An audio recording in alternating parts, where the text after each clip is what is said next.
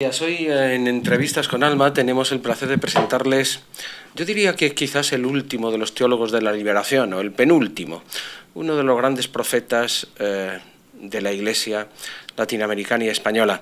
Es don Jesús Espeja, dominico, autor de muchos libros, teólogo brillante, profesor en muchas universidades, tanto en España como en Latinoamérica, y que se acaba de jubilar hace algún tiempo que está ya por España, jubilado y dedicado, no por eso sin producir. Aquí tenemos su última obra, Jesucristo, una propuesta de vida, en la editorial San Pablo.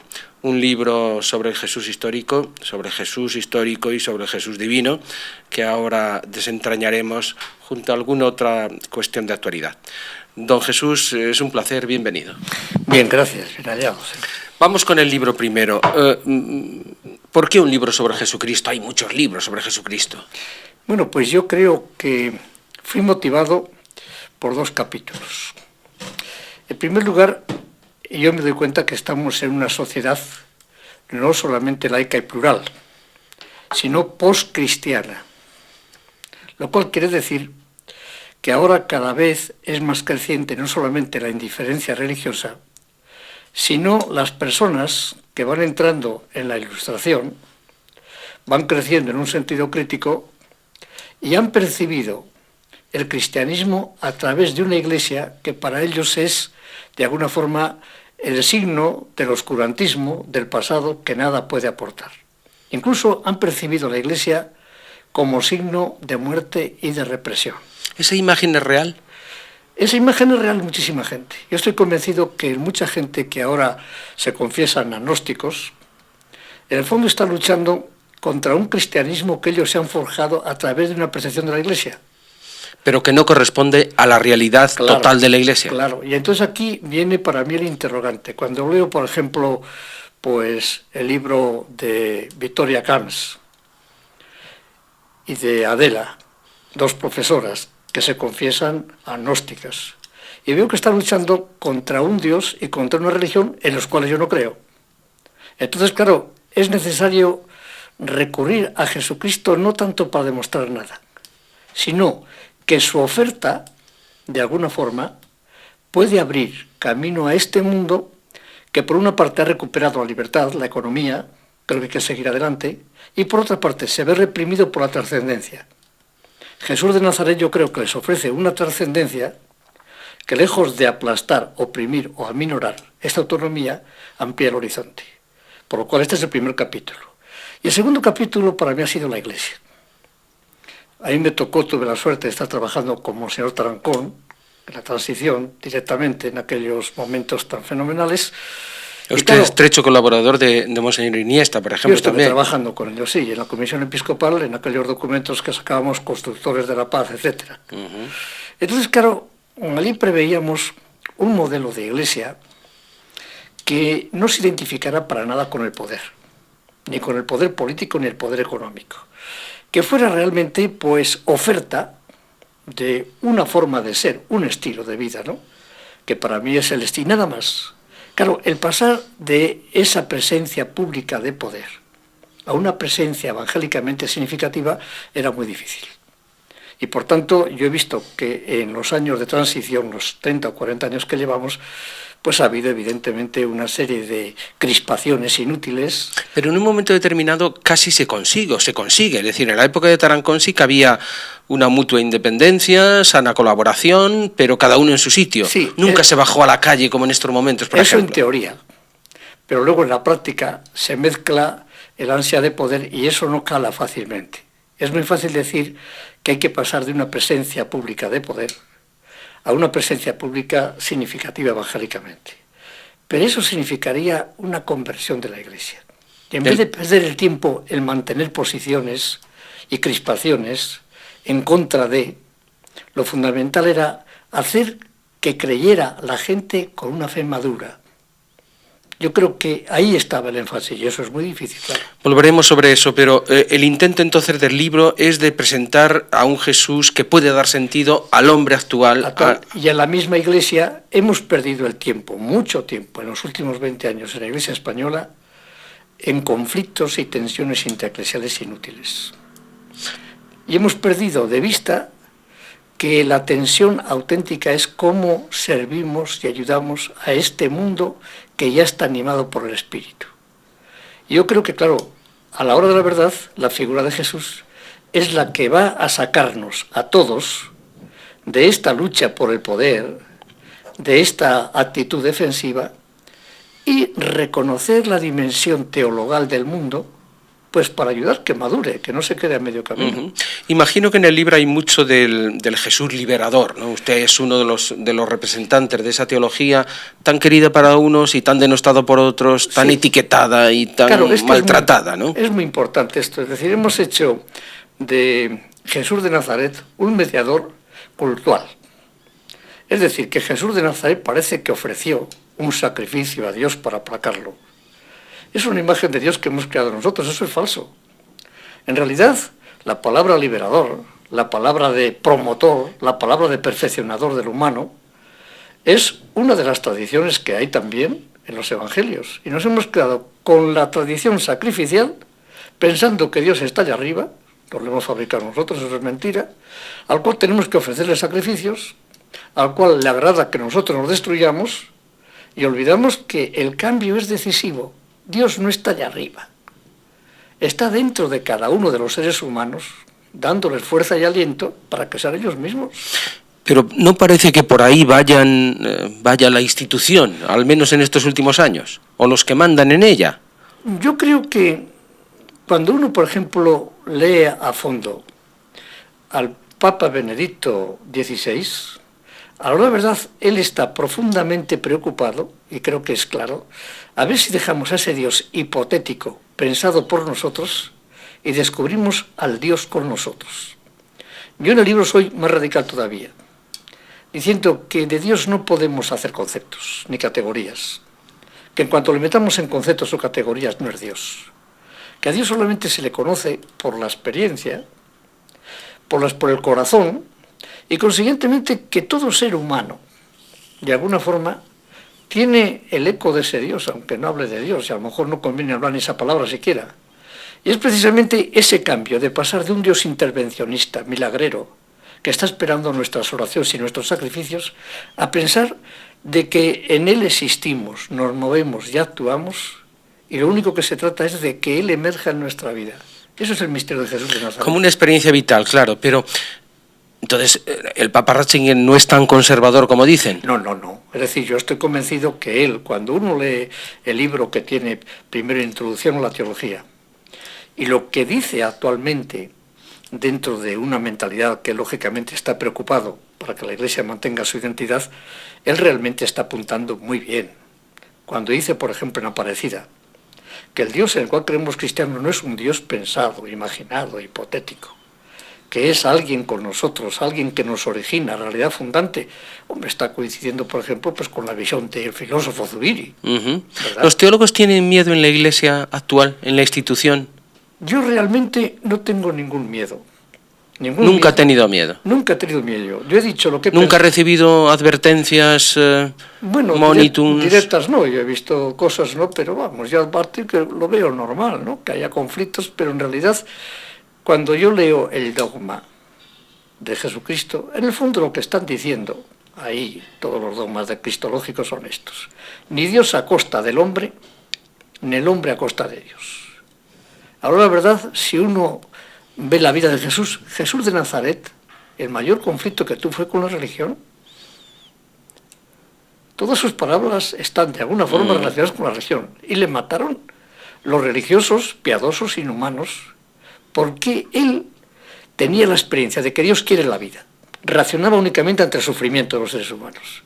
Entonces dice, no es tolerable una religión al margen de la vida y que no sirva para la vida. Y claro, hemos olvidado eso. Y a nada que te descuides, conviertes la religión cristiana en una religión más, con un Dios que te has fabricado. Yo creo que la gran novedad de Jesucristo es decir, señores, a la hora de la verdad, el máximo trascendente está en lo máximo inmanente del ser humano. ¿Qué significa entonces los castigos de amigos suyos como Boff, Sobrino, Gutiérrez?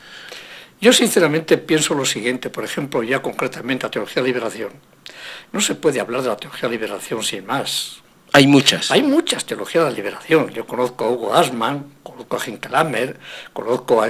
Pero los teólogos concretos que me has citado, que son Gustavo Gutiérrez, John Sobrino o Leonardo Boff, dogmáticamente no tienen absolutamente nada en contra. Uno que haya leído a estos teólogos y ha leído sus escritos, tenemos que dar gracias, porque ellos nos han descubierto y nos han insistido mucho que no se puede hablar de Dios fuera de la historia de Jesús. Y hay varios de sus conceptos fundamentales de la teología de la liberación que ya se han asumido, ¿no? Hombre, claro. Acción por los pobres, por ejemplo. Sí, pero además algo interesantísimo, creo que es muy importante, es que a Dios nadie la ha visto. Consiguientemente, para los cristianos, nosotros la única referencia donde vislumbramos cómo es Dios es la conducta histórica de Jesús. Y fuera de esa conducta histórica, nosotros no tenemos una referencia fundamental. Yo creo que esto es absolutamente clave. Por ejemplo, la cuestión del libro de Pagola, concretamente. El libro de Pagola, en el fondo... Tú lo has leído, me imagino, claro, y está al cabo de la calle de toda la... Absolutamente todo. Y en el libro hago pues una recensión del libro de Pagola, al final, para que la gente, también una recensión del libro del Benedicto XVI, que para mí son los dos positivos, pero el libro de Pagola no es más que sencillamente recogerlo con un sentido muy pastoral, escribe muy bien, lo que ya estaba en la investigación histórica, es sencillamente aproximación a la historia de Jesús. Lo difícil, lo que me temo que esté de fondo, es lo siguiente, es que nos preguntemos de qué Dios estamos hablando cuando decimos que Jesucristo es Dios. Jesucristo es Dios, oye, pero ¿de qué Dios estás hablando? ¿Del Dios que te has fraguado tú en la cabeza? ¿O estás dispuesto a reconocer que en la conducta histórica de Jesús se ha revelado Dios? Que es lo que más escandaliza, ¿verdad que sí? Claro. O sea que Pagola no es ningún hereje, a su juicio. Nada, absolutamente nada. Además, él está confesando desde el primer principio que él lo que quiere es acercarse a la fe. Y es que, según dice Benedicto XVI, en su mismo libro, aunque él relativiza, lógicamente, por los métodos históricos, y dice que sin la fe no llegamos tampoco, dice, a la hora de la verdad, sin la historia tampoco podemos hablar de esta fe. Para mí es hoy, en España y en toda la sociedad, absolutamente imprescindible que nos demos cuenta que el gran peligro que tiene la Iglesia es crearse una espiritualidad evasiva de este mundo en torno a un Dios que nos hemos imaginado nosotros y que no existe. Y lo que se trata es pensar, este mundo está animado ya por el Espíritu. Dios se revela a todo ser humano, todo lo que puede. Y a la hora de verdad, nosotros en Jesucristo tenemos una referencia pues para hacer que todo eso emerja y que todo eso no se vaya camino. Pero ese espiritualismo desencarnado del que habla parece que es el que está triunfando en estos momentos. Sí, lamentablemente ese es los grandes movimientos, Comunión y Liberación, los Kikos, todos estos movimientos que han surgido y que parece que son los que en este momento dirigen la barca de la Iglesia. Pero es muy importante que nos demos cuenta que en el año 69, creo que fue, ya los obispos españoles sacaron un documento sobre las pequeñas comunidades en que decían, cuidado con los evasionismos espiritualistas y con los sectarismos. Porque a la hora de la verdad la Iglesia se va a convertir en un conjunto de movimientos que vienen de la estratosfera, y a la hora de la verdad la Iglesia no es eso. La Iglesia no es más que parte de la humanidad que ha tomado conciencia que Jesucristo es la referencia donde se puede interpretar y canalizar todo. Las grandes órdenes religiosas como la suya, los jesuitas, han perdido peso. No marcan ya el rumbo de la institución. No, yo creo que han perdido peso en el sentido de poder. Se han dado cuenta estas congregaciones que no pueden disparar aparte. Se han dado cuenta que son movimientos dentro de la Iglesia, pero dentro de la Iglesia. Ni más ni menos que otros movimientos distintos como el estar casado o el estar soltero. Consiguientemente, estas órdenes yo creo que han reaccionado muy bien porque se han dado cuenta de la ley de la encarnación. Y han salido de sus guetos para decir, señores, aquí no se trata de defender nuestros grupos. Se trata de ver cómo servimos a la Iglesia para que sea servidora del mundo. Pero la impronta de las grandes órdenes religiosas parece que ha quedado un poco... Depende en la orientación en que se diga esa impronta. Si por impronta de la Iglesia creemos que el gran éxito de la Iglesia es que sea considerada con mucho prestigio social, que tenga mucho poder, evidentemente. lo hemos perdido y tenemos que perderlo más, ¿verdad?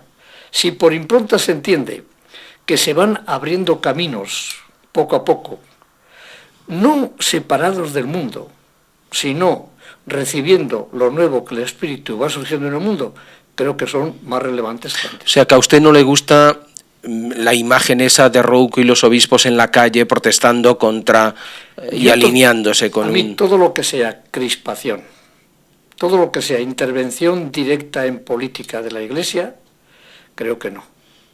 A la hora de la verdad, yo creo que la Iglesia lo que tiene que hacer es ofrecer una forma de vivir para que políticos, economistas, dentro de la racionalidad política y económica, que no la tenemos la Iglesia, pues vayan buscando los caminos más humanos. ¿Ha perdido credibilidad, usted que ha vivido aquella etapa de Tarancón, ha perdido credibilidad social, imagen, digamos, la Iglesia española, la jerarquía de la Iglesia española desde Tarancón ahora? Yo creo que sí, porque aquí hay dos lacras o dos peligros, dos tentaciones tremendas. Primero, creer que el mundo sigue siendo sinónimo de pecado. Y el mundo para mí es el lugar de salvación desde el Vaticano II. Eso yo creo que no lo hemos aceptado. Y segundo, creer que la Iglesia se reduce al clero. Entonces, al reducirlo al clero, en la tradición de España, desde Recaredo, el clero es signo del poder. Y a la hora de verdad, el mayor inconveniente que tenemos es que la gente identifica a la Iglesia con el clero y el clero con el poder. Yo creo que esto es lo que está ocurriendo aquí en parte. Es decir, las intervenciones a veces de los obispos, la gente los interpreta todavía como poder. Y yo creo que eso no va por la Iglesia. Todo lo que sea crispación, todo lo que no sea diálogo, todo lo que no sea reconocer que el mundo tiene valores, tiene verdades, y que es necesario estar no solamente enseñando, sino sobre todo aprendiendo, es el camino por ahí. La Iglesia de la proposición, no de la imposición, que dice Benedicto XVI, ¿no? Y del rostro amable, no del no. Sí, mi experiencia, por ejemplo, con profesores socialistas, marxistas, por tanto no creyentes, es que a la hora de la verdad, ellos han roto con Dios y han roto con la religión, porque han percibido en la historia que la religión, concretamente la cristiana, desde el siglo XIX ya, con Nietzsche, con Feuerbach, con Marx, con Freud, a la verdad la han percibido como contraria, opositora, en que no deja al ser humano ser el mismo. Y yo creo que lo que está ocurriendo aquí en parte es eso, que la Iglesia dice, los políticos se sienten acorralados y entonces relacionan también con crispación. Ha estado mucho en Cuba, ha dirigido allí el Instituto Fray Bartolomé de las Casas. ¿Ha conocido a Castro? Hombre, yo lo he conocido como lo conocen los cubanos, ¿verdad? Pero no ha estado con él. No, yo no he estado con él. ¿Algún otro personaje latinoamericano de los que a los que haya tratado, Monseñor Romero, Casaldáliga? Sí, yo he estado en Cuba mismo y he conocido pues al que ha muerto hace poco, el gran poeta Sintio Vitier, ¿verdad? Que ha sido era el hombre que se confesaba cristiano y revolucionario hasta el fin. A su mujer Fina, eso en Cuba. Y en Cuba realmente pues hay pensadores muy lúcidos que son socialistas, marxistas, que son tremendamente humanistas, dialogantes, que no coinciden a veces con otras personas del mismo régimen muy cerradas, pero que ocurre también en la Iglesia. El socialismo real ha fracasado, no solo en Cuba, sino en todas partes, y el capitalismo parece que también. Hombre, ¿Qué es lo que viene No ahora? solamente parece, sino que evidentemente un sistema, la ideología de este sistema, que es incapaz de quitar el hambre en el mundo, hombre, más fracaso en la vida, ¿no? Lo que está ocurriendo ahora de la crisis económica es una crisis de codicia. Ahora, la verdad, ¿qué ha pasado ahí? Que miren, ustedes se han querido hacer dueños del mundo, han roto con la trascendencia porque han creído que la trascendencia les impedía ser ustedes mismos, pero hemos fracasado. Pero vuelve con más fuerza, es decir, el capitalismo se reinventa. Evidente. Este es el problema, pero ahora se reinventa de una forma muy singular. No es ya por los años 30 con la revolución keynesiana, no. Esto es tremendo porque es que no hay ninguna alternativa. La única alternativa que parece que hay es todo este movimiento desde la base.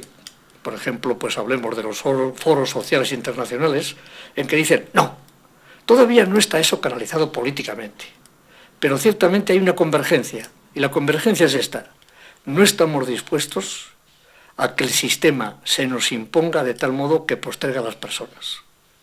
El mismo movimiento posmoderno para mí es muy importante. ¿Qué siente ante el fenómeno de la pederastia en la Iglesia? ¿Le duele? ¿Le avergüenza? Bueno, pues yo lo siento por las víctimas, las que me preocupan a mí, ¿verdad? Lo siento y hay que hacer lo posible por corregirlo. Conste, sin embargo, que aunque yo creo que hay que corregirlo, para mí los sentimientos de misericordia son fundamentales. A mí cuando me dicen a veces, pues que un obispo que ocultó no sé qué, póngase usted en el cuerpo de ese hombre que se encuentra con un pobre desgraciado que no sabe qué hacer, por lo cual para mí me da mucha pena, sobre todo las víctimas.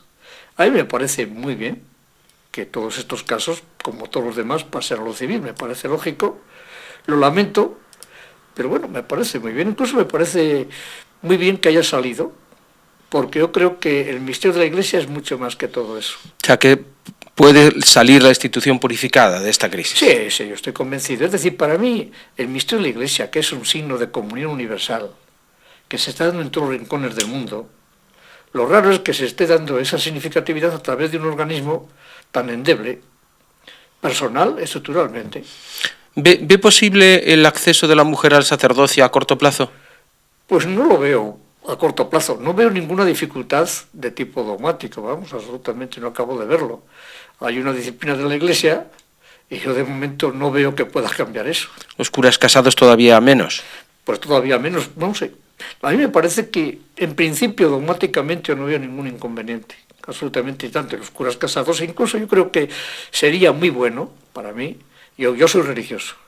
Precisamente por eso yo creo que el celibato opcional pues podía ser para el ministerio, que es distinto de la vida religiosa.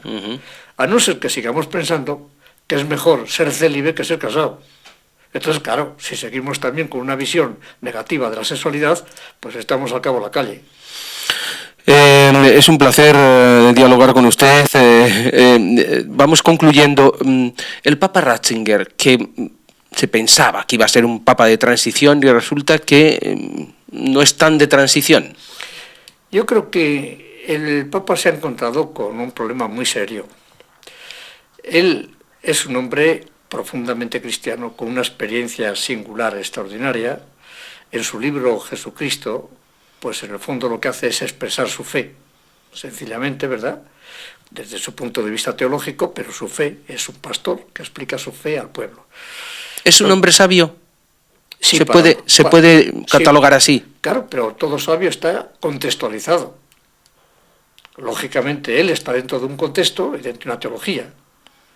Él tiene una inspiración agustiniana, una inspiración de San Buenaventura, es un hombre pues muy lógico, es una gran sensibilidad de sus libros, sobre todo sus libros primeros, y luego también sus encíclicas. Él va al fondo del problema. Ahora, lógicamente, a él le ha tocado, cuando hizo el informe sobre la fe, en el año 75, él se encontró con una iglesia que se abría al mundo, pero que no estaba preparada. A mí me decía el padre Cheny, el famoso Chenú, sí, poco antes de morir me decía: Jesús, la Gaudium Spes, que es la Constitución sobre la Iglesia en el mundo actual, no va a poder entrar en la Iglesia. ¿Por qué? Porque es un cambio tal, y sin embargo me decía a mí, hay que ir por esa línea. ¿Qué pasó? Después de que escribió el informe sobre la fe, él a la hora de la verdad vio que la Iglesia se desmadejaba, hablemos esta palabra, ¿no? Entonces él quiso, de alguna forma, buscar la identidad de la Iglesia a base de poner cortapisas. Y es desde ahí donde se programó ya todos los documentos hasta el Catecismo de la Iglesia Católica. Dar certezas. A la hora de la verdad fue un camino de buscar la identidad. Yo sinceramente pienso que era necesario llamar la atención. El peligro enorme para mí es que cuando no había calado absolutamente nada, la revolución que supuso el concilio viendo al mundo de otro modo, queriendo hacer que la Iglesia fuera pueblo de Dios y no solamente pura jerarquía, antes de que la gente se enterara de eso, otra vez se volvió al modelo antiguo. Exactamente.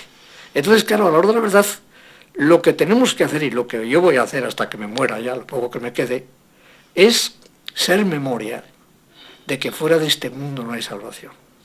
Ser memoria de que si las víctimas no entran en el proceso histórico de la política y de la religión, ni política tiene por venir, ni la religión puede ser bendecida.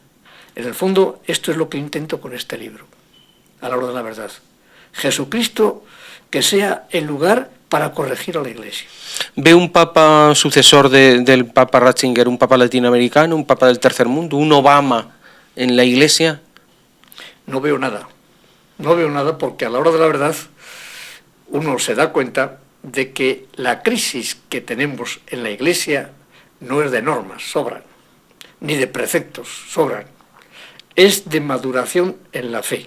¿De estructuras tampoco? Sobran 40.000 estructuras. Es de vivencia. Es de vivencia, pero es de una fe madura. Y cuando entiendo fe, no entiendo creencias. Es decir, la mayoría de los intelectuales ahora de España, de izquierdas y derechas, que se llaman agnósticos, es normal que lo sean. ¿Por qué? Porque aprendieron la fe como verdades que les habían metido en la cabeza, y eso se despacha a uno sin problema. La fe es un encuentro personal con este Jesús vivo. Dice, bueno, a mí me convence la actitud, el comportamiento, el proceso histórico de este hombre, a quien yo confieso como el enviado, la palabra, la manifestación de Dios, ¿verdad? Pues yo esto es lo que me enamoro de ello, y consiguientemente esta es mi fe. Madurar ahí es el futuro de la Iglesia, y no hay más futuros. Don Jesús, muchísimas gracias. Formación y experiencia, vivencia y formación, esa es su receta para el futuro de una Iglesia mejor. Muchas gracias, don Jesús. Encantado, gracias.